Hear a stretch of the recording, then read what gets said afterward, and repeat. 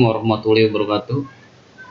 Kali ini kita akan belajar biostatistik, yaitu tentang uji F.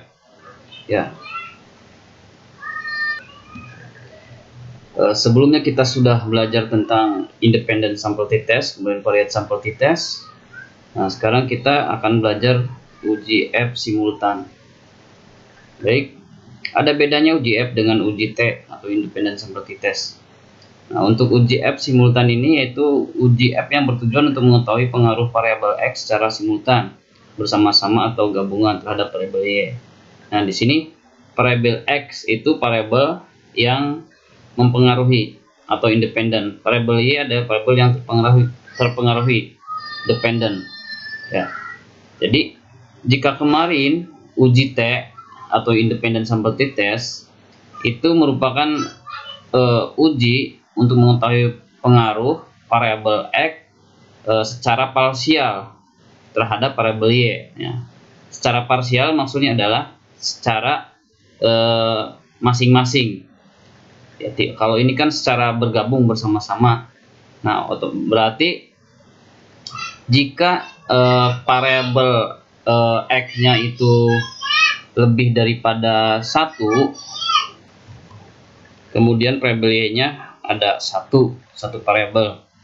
Nah, kalau menggunakan uji independen sample t-test atau uji T, itu diujinya masing-masing. Misalnya variabel X-nya ada 2, yaitu terkait data motivasi.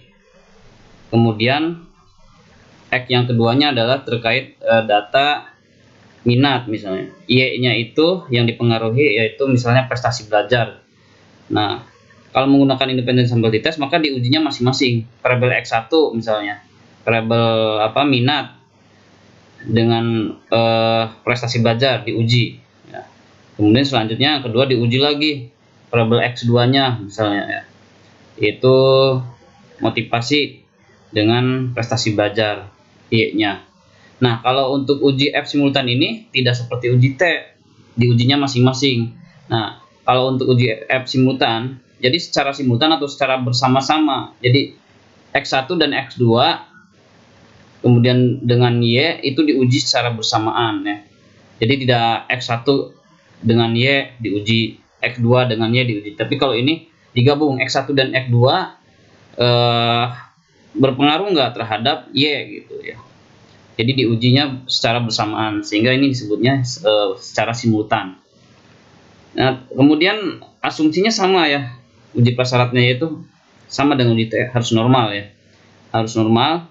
Jadi sebelum kita melakukan uji F, kita harus uji normalitas dulu. Kemudian dasar pengambilan keputusan dalam uji F yaitu jika nilai signifikan, ini bisa untuk baca tabelnya, ya. Jika misalnya udah analisis dengan SPSS tersebut, jika nilai signifikan ini tergantung output ANOVA-nya. Jadi ini berdasarkan nilai signifikan, kemudian berdasarkan nilai F hitung dengan F tabel, ya. Ada dua cara untuk membacanya. Jadi bisa dari output ANOVA itu kita bisa melihat nilai signifikannya. Jika nilai signifikannya itu kurang dari 0,05, maka hipotesis terima. Artinya motivasi dan minat secara simultan berpengaruh terhadap prestasi belajar. Kalau misalnya lebih dari 0,05 signifikannya, berarti hipotesis ditolak, ya. Berarti tidak ada pengaruh antara motivasi minat terhadap prestasi. Nah, kemudian jika dilihat berdasarkan perbandingan nilai F hitung dengan F tabel, nah berarti kita harus cari tahu dulu F tabelnya berapa dengan menggunakan tabel yang sudah tersedia, ya. Jika F hitungnya lebih besar daripada F tabel, maka hipotesis diterima. Nah, artinya saat sama, ya, motivasi dan minat itu berpengaruh terhadap prestasi belajar dan sebaliknya. Nah, oke. Saya akan coba melakukan uji F dengan menggunakan SPSS 22. Nah, ini datanya, ya. Ada 3 data motivasi, minat, dan prestasi belajar. Ini hipotesisnya tuh apakah terdapat pengaruh motivasi belajar, minat belajar terhadap prestasi belajar, ya. apakah ada pengaruh motivasi dan minat terhadap prestasi belajar. Jadi ini secara simultan seperti itu. Jadi hipotesisnya itu. Oke, kita langsung ke SPSS-nya. Yang pertama kita bikin variable view dulu ya, variable view x ya, x1 karena x-nya kan ada 2 ya. Kemudian x2, kemudian y. Nah, kemudian kita kasih nama ya. Ini desimalnya 0 aja. 0. Labelnya yang x1 tadi apa? Motivasi misalnya. Kemudian minat. Kemudian y-nya prestasi belajar. Ya. Nah, kemudian kita input datanya di sini ya. Nah, tadi tinggal copy paste aja ya ini. Tinggal copy paste aja. Masukin ke sini. Nah, udah masuk ya. Masukin ke sini. Kemudian setelah itu seperti biasa kita uji normalitas dulu sebelum uji app ya. Uji normalitas dulu dengan menggunakan deskriptif statistik explore. Ya. Nah, ini udah saya masukin tadi ya.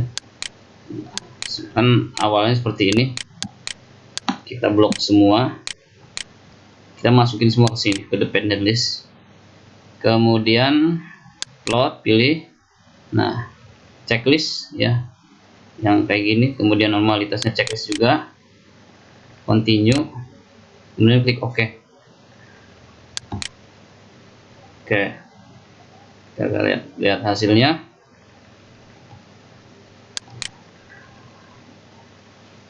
Tunggu. Nah, kita lihat hasil normalitasnya. Tes normalitas. Ini ya. Yang ada tanda merahnya. Kita lihat nilai signifikannya. Nah, karena syarat normalitas itu kan kemarin udah dibahas ya pertemuan-pertemuan sebelumnya tentang normalitas. Syaratnya normal itu harus nilai signifikan harus di atas 0,05. Nah, ini di atas 0,05 semua signifikannya. Nah, ini 0,2, 0,2, ini 0,4, 0,6 ya. Itu di atas 0,05 semua. Ini juga 0,1. Nah, ini semuanya di atas 0,05. Artinya data tersebut normal. Nah, karena sudah diketahui normal, kita lakukan uji F simultan ya. Caranya adalah analisis, pilih analisis, kemudian pilih regresi, kemudian pilih linear. Nah, oke, bentar ya. Oke, datanya seperti ini aslinya. Tadi udah saya masukin sebelumnya seorang. Nah, masukin yang dependent yang mana? Ya, yang independen yang mana? Ya, dependent itu yang dipengaruhi ya, yaitu variable y. Independent itu variable yang mempengaruhi. Berarti independen berarti ada x1 dan x2 yang ini independen. Yang mempengaruhi. Yang dipengaruhinya berarti prestasi belajar. Masukin ke dependent. Nah, langsung aja pilih OK. Nah, untuk mengetahui hasilnya, kita langsung baca tabel ANOVA-nya. Nah, ini ya. Tabel ANOVA ini kita baca. Jadi, kita lihat berdasarkan nilai signifikan.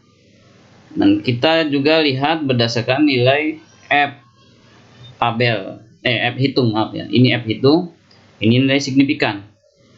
Nah, kalau kita baca dari syarat cara baca tabel tersebut, ini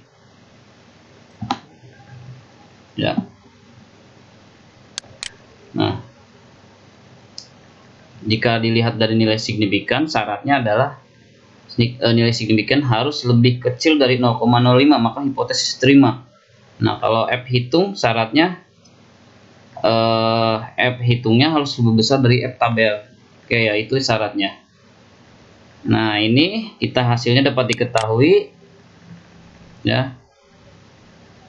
Dapat diketahui hasilnya signifikannya itu lebih kecil daripada 0,05 karena ini 0,01. Artinya berarti hipotesis diterima ya. Berarti minat dan motivasi belajar itu mempengaruhi prestasi belajar. Nah, itu secara simultannya, secara signifikan. Nah, kemudian jika dilihat dari F hitungnya kan 7,9. Oke, kita cari ya di tabelnya. Saya masukkan di sini. Nah, ya, rumusnya bahwa F tabel itu harus K sama dengan N kurangi K ya. K kemudian N kurangi K. K itu adalah variabel independen ya.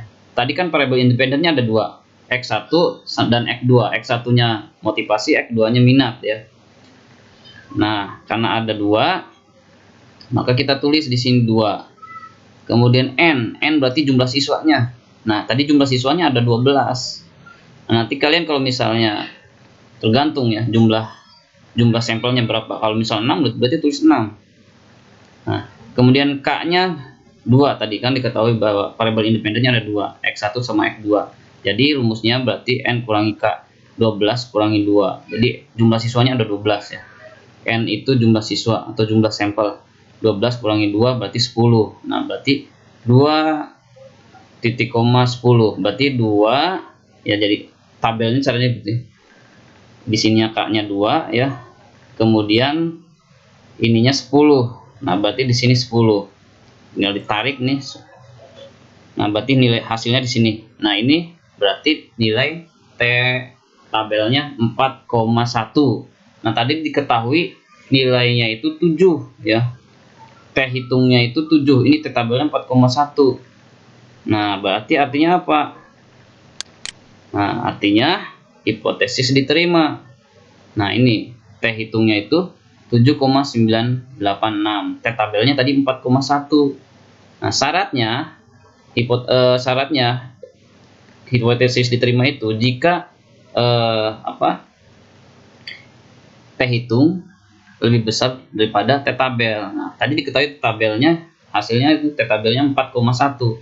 Nah, ini T hitungnya 7,986, berarti F hitung lebih besar daripada T tabel. Nah, 7,9 lebih besar daripada 4,1. Artinya hipotesis diterima ya. Berarti motivasi dan minat belajar mempengaruhi secara signifikan terhadap prestasi belajar. Nah, baik, saya cukupkan. Mudah-mudahan dapat dimengerti. Terima kasih. Wassalamualaikum warahmatullahi wabarakatuh.